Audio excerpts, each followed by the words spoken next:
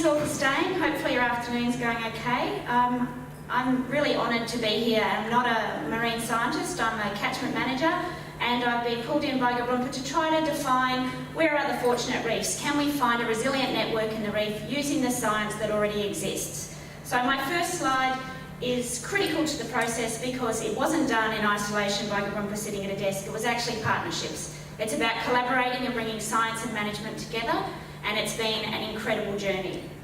So, as we all know, we've seen the science go up. It's about building a resilient network. It's addressing the blueprint, where, what, how and who. How do we find out where the reefs are that are resilient? How do we triage to make those differences? How do we actually work together and collaborate? When do we bring the science together and make sure that the interventions that we do are appropriate and come out with the best outcome for the Great Barrier Reef and future generations? And we know there's regional differences. We know one size doesn't fit all. We've heard that in every talk we've heard over the last 3 days is one size does not fit all. The Marine Park's been through an incredible journey over the last few years, and this sums it all up. I'm sure you can all read that. There's a whole bunch of exposures across the top and right through the system. At different scales and different intensities, we've been under attack. So we need to work out, as managers for the reef, what can we do to make it better? So we know in 16-17 we had back-to-back bleaching events. Big, huge impact, and I'll show you some maps that show the change of the bleaching and where that affected over the time of degree heating weeks over those periods and before. So what happened with the bleaching? You've all heard it here over and over again, but what we know is the North Queensland current shut down. That's up the top in the corner. We know that there were strong westerlies, the water rose in the Torres Strait, it tipped over and flowed out into the marine park. Not a normal occurrence, not something that wouldn't happen, but doesn't happen on a regular basis. And we know we had local solar heating. So there's the first basis for what we were looking at. We were like, so what happened with the bleaching? How do we understand it? We know that the reefs are under damage, but there are some resilient reefs out there. So how do we find out what makes these reefs fortunate? It's defining a story, trying to understand how it occurs. What we know is, at the top level, fortunate reefs we can have no real direct influence other than the Paris Agreement over cyclones, over high sea temperatures, and over rainfall events. We're pretty much at the whim of the environment and the whim of the gods for that. What we do have an opportunity to do is change fortune in water quality, looking at flood plumes in the catchment and the water that actually discharges and the processes that happen in the catchment. We also have the opportunity to manage COTS. We've heard it today. There's lots of intervention. There's lots of really brainy, smart, crazy people out there doing great things that will help the Great Barrier Reef. And we know that coral disease, we can start to look at which ones are not under impact from disease, and we can start to work in that space. And the connectivity, we can look at what is connectivity, what are highly connected for both fish and for coral. The one thing we do have power over, and the one thing that we will be able to influence, is how we socially, culturally and economically use the reef. So they're things that we can manage, things that we do have the opportunity to influence. And finally, we can make it better.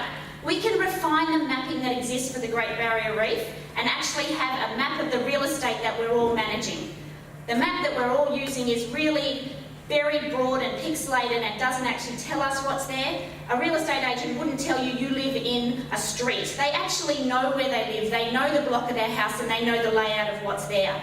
We as scientists in the Great Barrier Reef do not have that level of information at our fingertips to run the models on and to actually make decisions on. But we're getting there. So what is a fortunate reef? We defined that it was consistently high coral cover, high biodiversity, it's possibly a sink reef, and it's probably been bleached and it's been changed.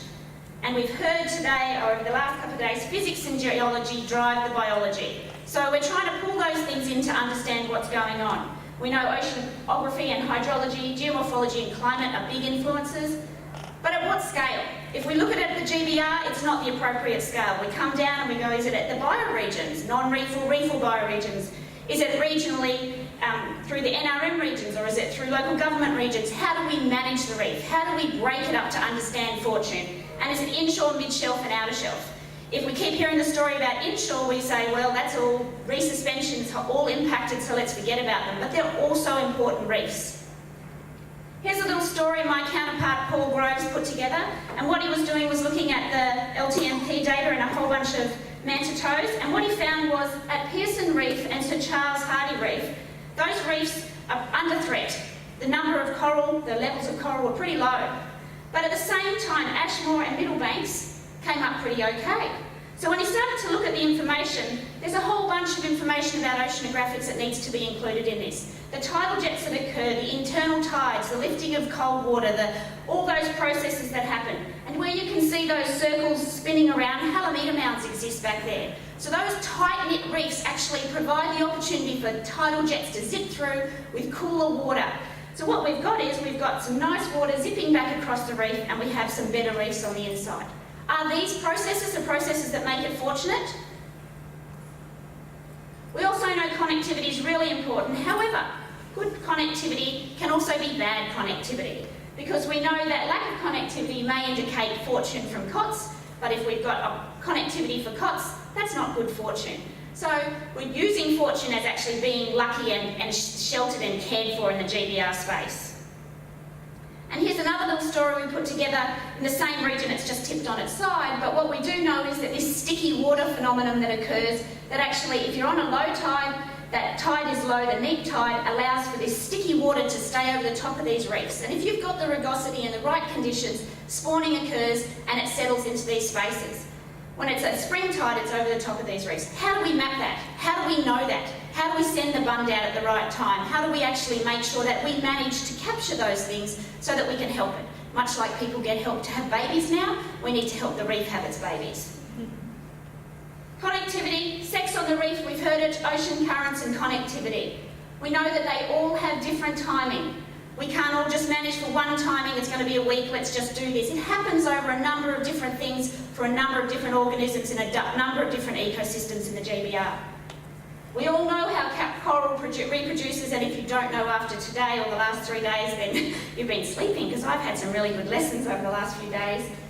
What we do know is that we can pull up connectivity models. This is Carlo Hock's model, and it shows us those reefs that are important for ecological connectivity. But we know if corals aren't mature, they're not sources for coral spawning. We also know that the residency time influences how well these corals do. And we know that we can get this information from scientists already. And Gabrumpa hasn't gone away to create the science. We've actually pulled the scientists together to give us this answer. And here's an example of the mapping that we've been using. This is from Hock's work. It actually tells us that these reefs are very important source reefs, and at this scale they've been mapped on the indicative reef boundary that is provided from Gabrumpa that was created for the rezoning project. The rezoning was for management. So it's larger, more aggregated and appropriate for management. It's not appropriate for modelling to understand the processes on the Great Barrier Reef. Have a look at the polygon that actually tells you that's a good reef. Now have a look at the polygons that exist underneath that for satellite imagery. We need better mapping. We need fine-scale mapping in the reef to do this job properly. That's our number one thing that we need to do. But you can see there a lot of those polygons are empty, and they'll be called unnamed reefs because there isn't really a reef there, or it could be very deep. So, further on to our project, we had a whole bunch of information that came out of our project. I'm just going to flick these up because they came up as our fortunate maps. The blue is good, the red is bad. In this process, we did a binary assessment. I'm not going to go into them. If you want to see them, we can show you, but I'm going to take you through to the next stage because we got scientists together and got an outstanding outcome.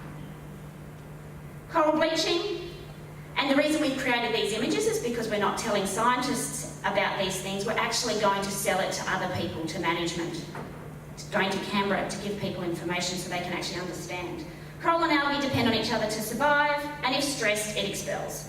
And we know that unless we get them in a better state, we're in trouble.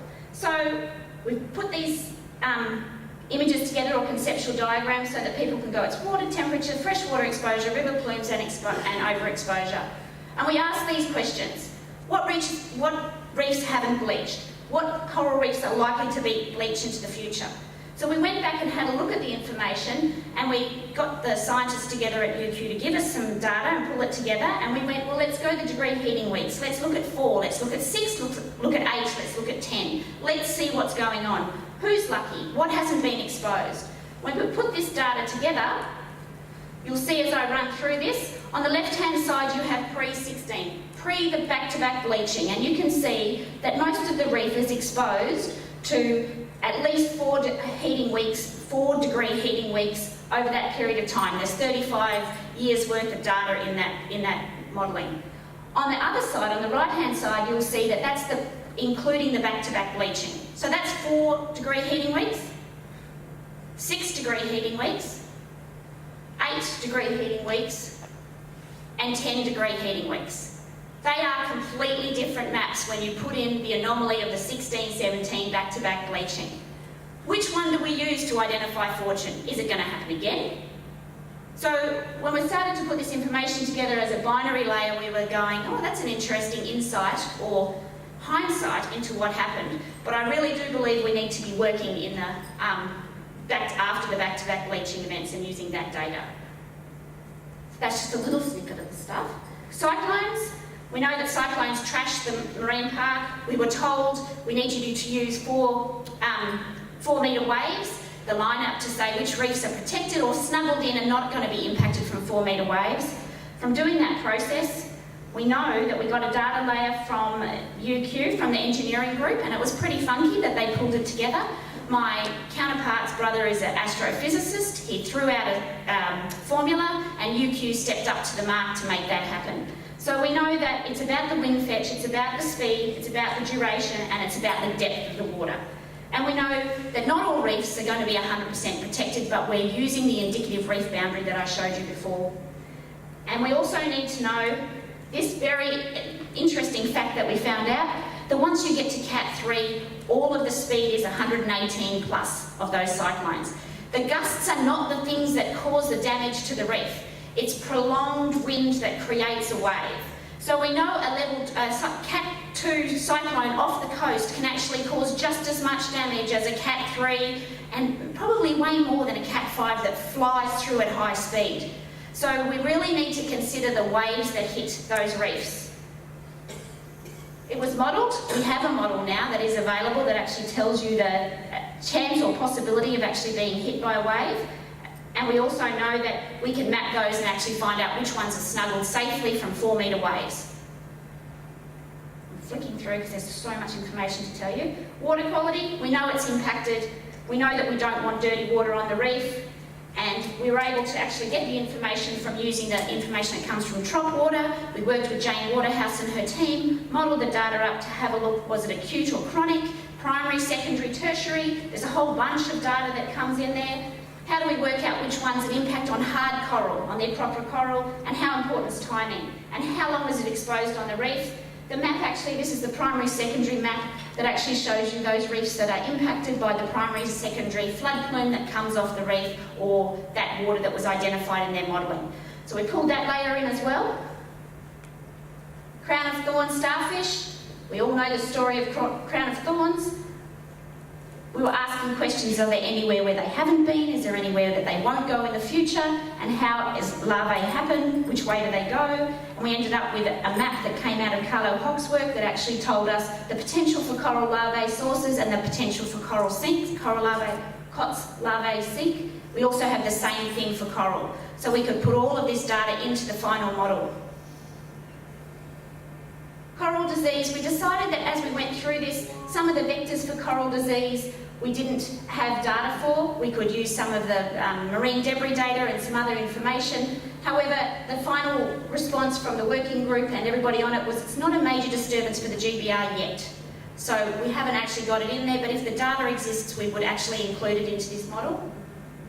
And so to define fortune, one of our lovely colleagues, Mark Baird, sitting here in the crowd right now, was sitting there and had a brainwave and thought, let's have a look at this formula, and started to pull together a formula that I'm sure is all very overwhelming, so we've created this.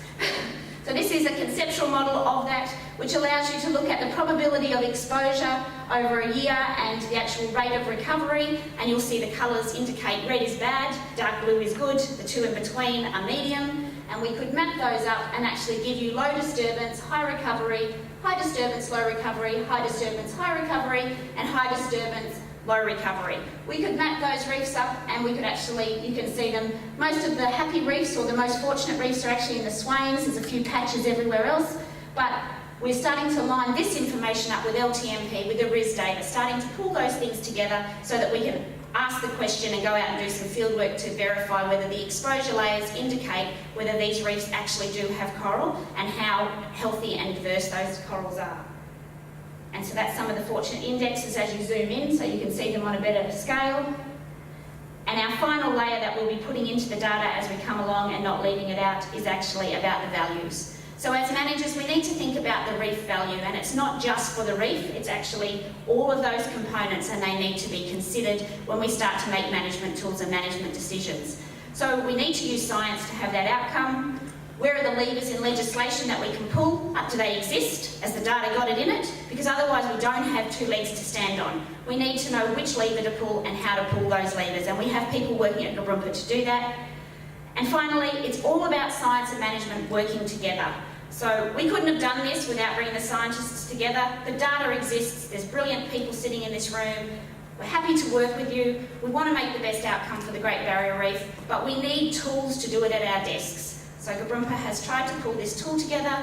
We've achieved it with a very small amount of money in 6 months. So I know now that everybody here has seen this and you'll all want to feed in. So give me a holler and we'll make it better. Thank you very much.